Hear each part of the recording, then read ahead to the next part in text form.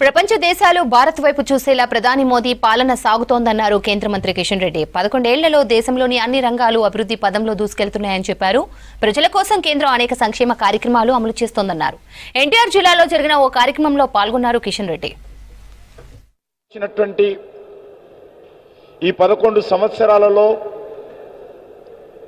అన్ని రంగాలలో కూడా అది గ్రామీణ ప్రాంతం కానీ లేకపోతే మౌలిక వసతులు కానీ బడుగు బలైన వర్గాల ప్రజలు కానీ అన్ని రంగాలలో కూడా దేశం మరి ముందుకు తీసుకెళ్తున్నటువంటి పరిస్థితి మనకు స్పష్టంగా కనిపిస్తుంది. అన్ని వర్గాలకు న్యాయం చేయాలి, అన్ని వర్గాల ప్రజలకు సంక్షేమ ఫలాలు అందాలి అనేటువంటి లక్ష్యంతో సబ్కే సాత్ సబ్కా వికాస్ అనేటువంటి ఆలోచన విధానంతో నరేంద్ర మోడీ గారి ప్రభుత్వం ముందుకెళ్తా ఉంది.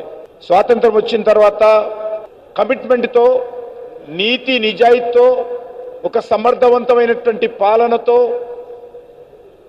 నరేంద్ర మోడీ గారి ప్రభుత్వము, ఎన్డీఏ ప్రభుత్వము ఈ దేశంలో అద్భుతంగా పరిపాలన చేస్తున్న విషయాన్ని మనం చేస్తా ఉన్నాను.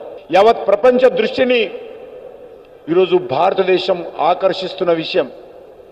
ప్రపంచమంతా కూడా అనేక విషయాలలో భారతదేశం గురించి చర్చించుకుంటున్నటువంటి పరిస్థితి ఈరోజు మనకు స్పష్టంగా కనిపిస్తూ ఉంది.